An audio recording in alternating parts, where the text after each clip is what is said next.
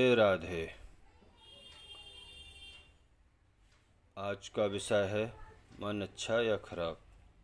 आप जो यह कहते हैं कि मन बड़ा खराब है, वास्तव में मन अच्छा और खराब होता ही नहीं है। अच्छा और खराब स्वयं ही होता है।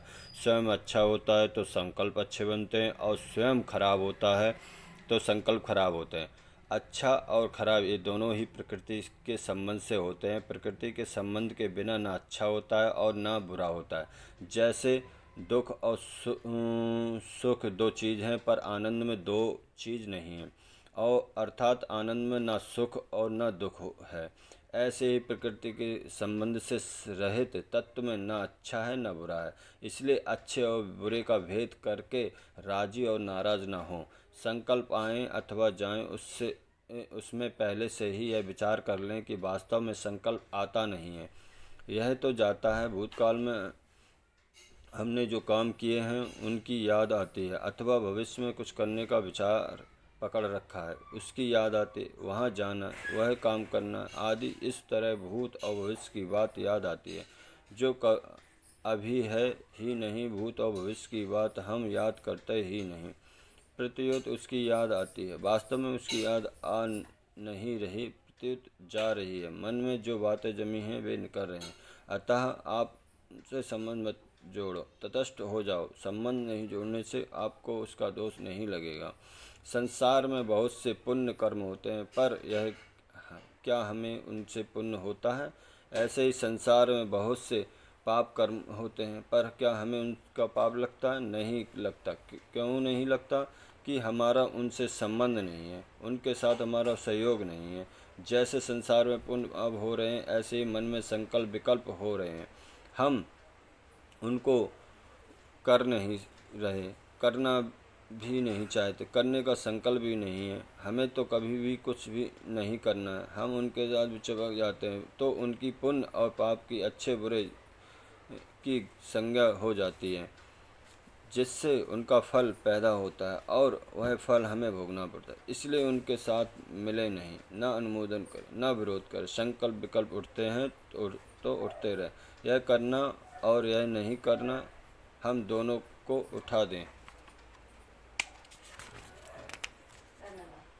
नैव तस्य कृतेनार्थो न कृते नेह कश्चन।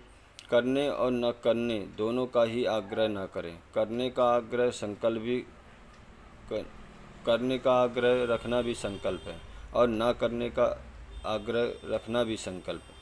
करना भी कर्म है और न करना भी कर्म है। अतः करने और न करने दोनों से कोई मतलब न रखकर चुप हो जाएं, तो प्रकृति का संबंध छूट जाता है। क्योंकि क्रिया रूप से प्रकृति ही है।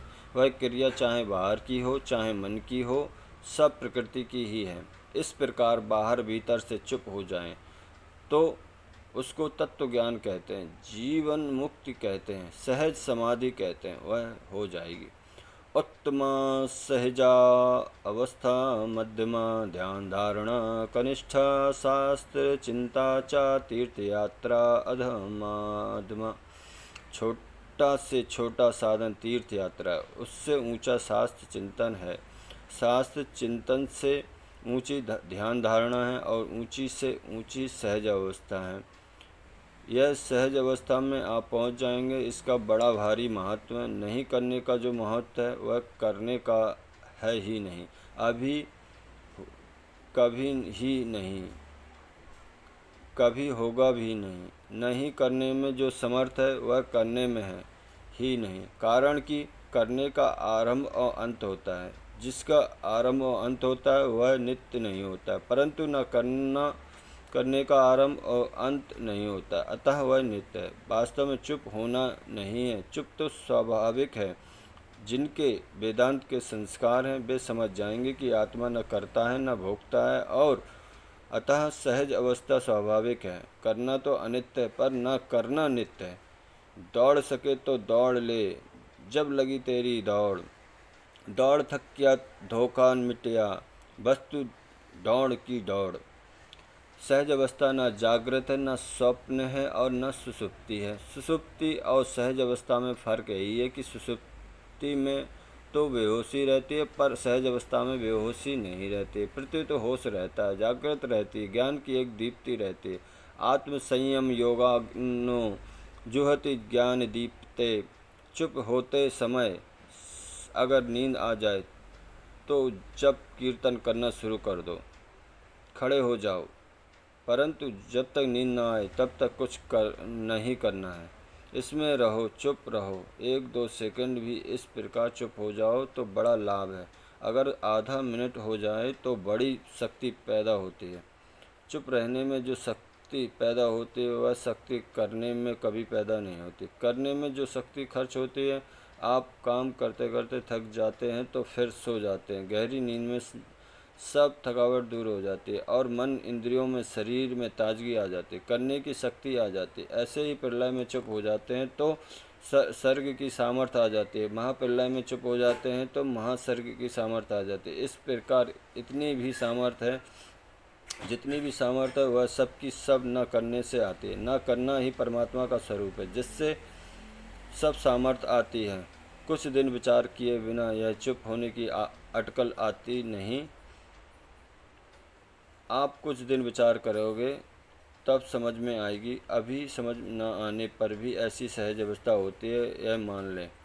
इस सहज अवस्था का वर्णन संतों की वाणी में भी बहुत कम आता है। शीतल में श्री हरिदास जी महाराज जी हुए हैं, उनकी वाणी में आता है।